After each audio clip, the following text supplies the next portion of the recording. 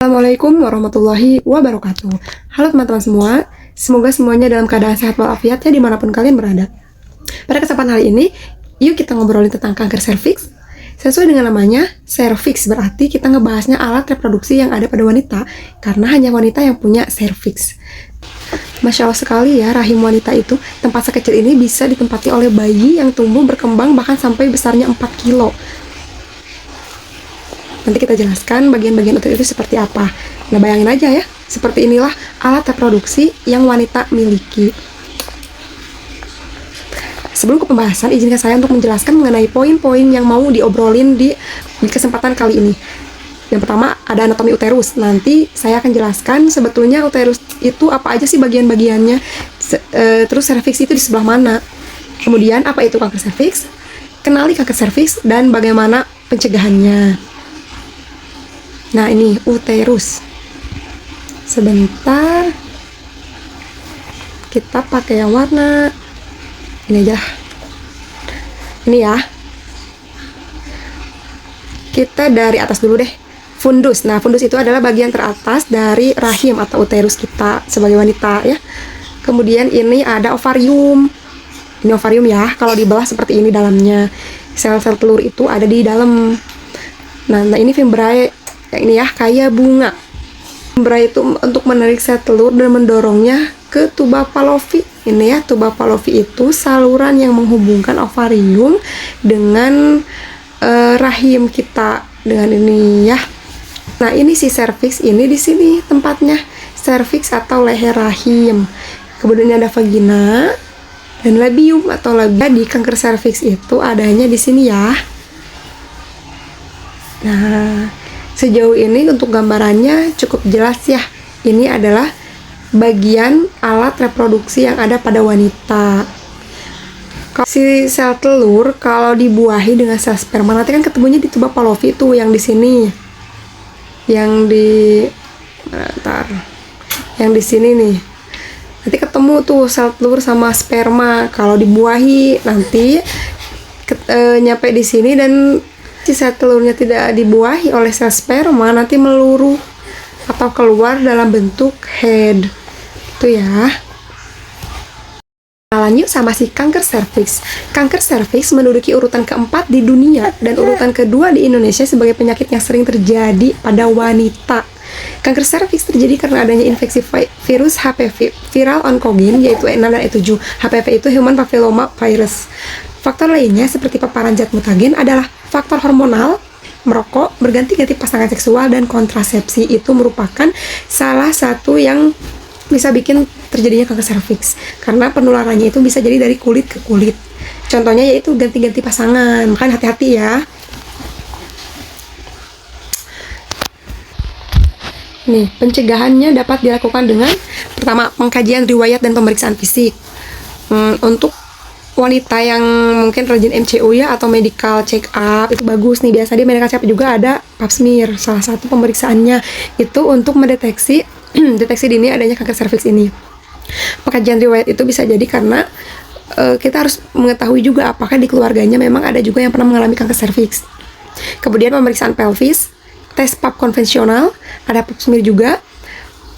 IVA tes Human Papilloma Virus atau HPV DNA ada ya, kolposkopi dan biopsi. Nah, ini untuk perbedaannya. Untuk tes pap konvensional sebetulnya hampir sama dengan pap smear ya. Nah, yang atas kiri itu tes pap konvensional dioleskan ke kaca ya. Kemudian yang kanan itu pap smear nanti dimasukkan ke cairan kimia yang nantinya akan diteskan ke lab. Jadi sama-sama pakai brush yang diambil lendirnya dari serviks. Sedangkan yang kiri bawah itu adalah cara yang digunakan untuk IVA test. IVA test sendiri kepanjangannya adalah infeksi visual asam asetat. Jadi hasilnya bisa dilihat pada saat itu juga. Nah, ini contoh pengambilan sampel untuk pap konvensional maupun pap smear. Pap smear brush ya, seperti ini. Sebentar. Ini pap smear brush nih. Pap smear brush. Kan kita pakai spekulum dulu untuk membuka vagina. Bisa di Google lah ya, spekulum seperti apa. atau enggak lihat video saya yang sebelum-sebelumnya, itu ada mengenai perkenalan alat yang digunakan untuk pasang IUD. Di sana ada saya liatin foto spekulum. Dibuka nih pakai spekulum si vaginanya, masukkan pap smear brush, sampel dirasnya. Kemudian kalau misalnya menggunakan pap konvensional diolesi ke kaca ini, kalau misalnya pap smear masukin ke tabung yang berisi kimia yang nantinya dibawa ke lab untuk diperiksa. Kalau misalnya untuk IVA test caranya sama, dibuka dulu vaginanya dengan spekulum, tapi dioles di kayu yang ujungnya ada kapas atau kayak cotton bud gitu sih. Hasilnya itu kalau IVA test, nah kayak gini nih. Yang atas ada foto atas sama bawah ya. Yang kiri atas sebelum menggunakan IVA test, yang kanan atasnya sudah tidak ada perubahan, berarti ini bagus, sehat. Kalau yang serviksnya yang mengarah hasil positif itu seperti yang bawah. Sebelum dilakukan IVA test aja kan udah ada ini ya, kayak lecet gitu, diolesi lah dengan putih. Ini hasilnya positif seperti itu ya. Tadi kolposkopi atau biopsi. Kalau kolposkopi sebetulnya sama ya bedanya, maksudnya untuk kolposkopi itu dengan kamera. Kalau untuk membuka vaginanya sama menggunakan spekulum, cuma nanti teh dilihat pakai kamera apakah ada kelainan atau tidak di serviksnya. Kalau biopsi jaringannya yang diambil, jaringan dari serviksnya.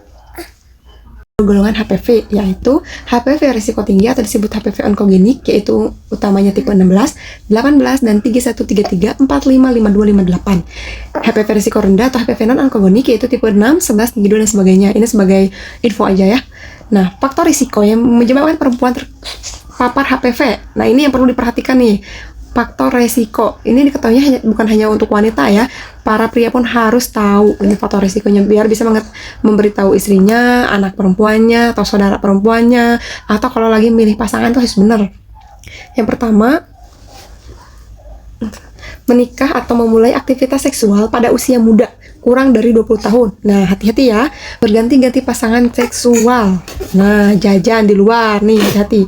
Berhubungan seks dengan laki-laki yang sering berganti pasangan. Ini sama juga, nggak boleh. Riwayat infeksi di daerah kelamin atau radang panggul. Kalau misalnya memang ada riwayat, harus lebih aware lagi. Perempuan perokok dan perokok pasif.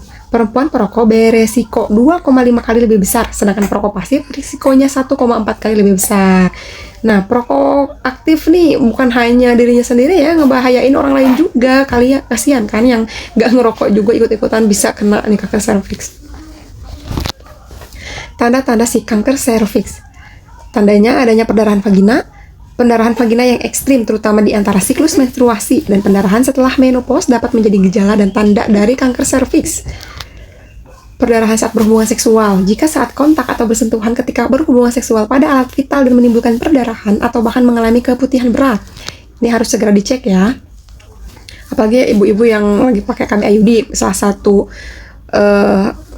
ini IUD itu kan adanya keputihannya, tapi kalau misalnya keputihan berat sampai warna kehijauan, berbau, bahkan gatal, atau ketika berhubungan seksual ada nyeri sampai lecet keluar darah, udah segera periksa aja. Cek aja minimalnya pap smear. Selanjutnya mungkin ada metastasis atau metastasis di perut, paru-paru atau bagian lainnya. Sel jaringan ini kanker. Misalnya ditemukan sel kanker itu di area paru-paru, bukan di serviksnya. Tapi itu bisa jadi salah satu tanda terkena kanker serviks. Jadi harus hati-hati kalau misalnya udah ada metastasisnya. Selanjutnya gejala lain yang mungkin terbilang membingungkan, seperti kehilangan nafsu makan, penurunan berat badan, kelelahan, nyeri panggul, sakit kaki, sakit punggung, patah tulang, bahkan hingga kebocoran urin atau feses. Ini jarang terjadi, tapi kan namanya juga gejala yang membingungkan ya. Kalau sudah ada gejala-gejala seperti ini, jangan diabaikan, harus segera diperiksakan.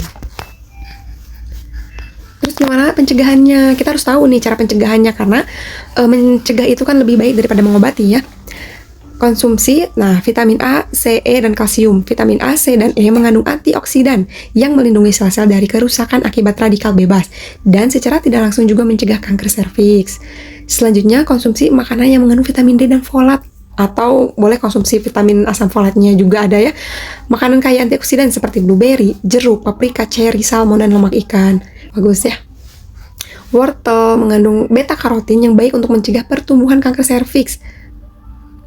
polifenol dan flavonoid. Makanan yang mengandung polifenol dan flavonoid seperti teh hijau, minyak zaitun, anggur merah, raspberry hitam, blackberry, coklat, kenari, tomat, dan paprika hijau diduga dapat mencegah kanker leher rahim dan menghambat pertumbuhan kanker. Jadi intinya konsumsi makanan-makanan yang tinggi nutrisi, hindari makanan yang proses lah gitu ya, yang diproses terlebih dahulu seperti junk food, fast food. Itu kan kayaknya udah berapa kali pemrosesannya ya. Nutrisinya udah pada hilang. Nah, seperti biasa, untuk materi kali ini gambar-gambarnya saya ambil dari Mbah Google ya. Kalau untuk materinya sendiri saya ambil dari salah satu jurnal Novalia 2023 Vol 2, bisa diakses di link ini ya. Kemudian juga saya ambil materinya dari link di link kemkes.go.id. Jadi untuk teman-teman yang mau baca lebih lengkapnya lagi, boleh dicek di linknya.